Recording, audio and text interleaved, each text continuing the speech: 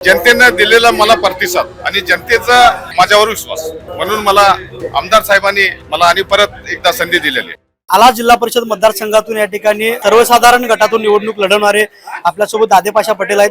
राजश्री शाहू विकास आघाडीतून ते निवडणूक लढवत आहेत. यापूर्वी त्यांच्या पत्नी यांनी जिल्हा परिषदेचं प्रतिनिधित्व केलेलं आहे.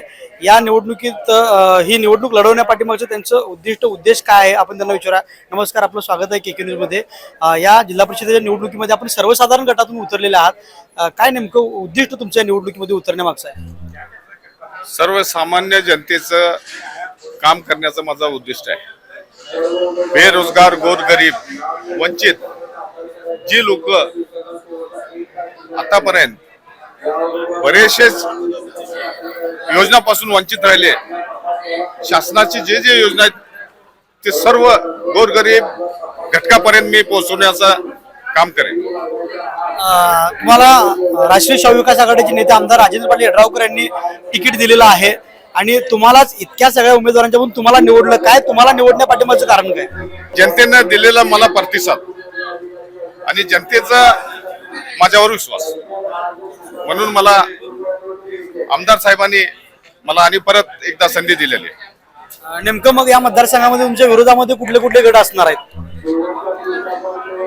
वेगवेगळ्या आघाड्या आहेत, विरोधक असणारच, त्याबद्दल काय दुमत नाही.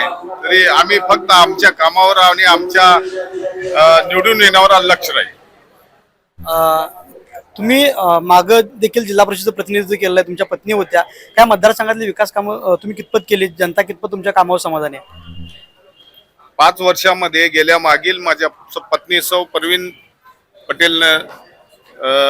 पटेलच्या माध्यमातून 20 ते 24 कोटी पर्यंतचा निधी याला जिल्हा परिषद संघामध्ये आणलेला आहे आणि बरेचसेच योजना लाभार्थ्यांपर्यंत आम्ही पोहोचवण्याचं काम केलं.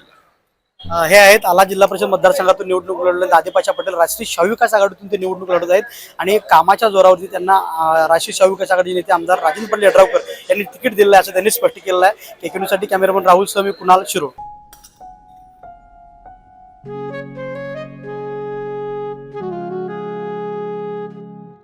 बाबा, आज येताना बासुंदी घेऊन या ना. अगं, कालच आपण आईचा वाढदिवस होता म्हणून आणली होती ना. ऐकलं? गोकुळची बासुंदी पुन्हा खावीशी वाटतेय. खरं सांगू, मलाही खावीशी वाटतेय. पुन्हा पुन्हा खावीशी वाटणारी गोकुळ बासुंदी.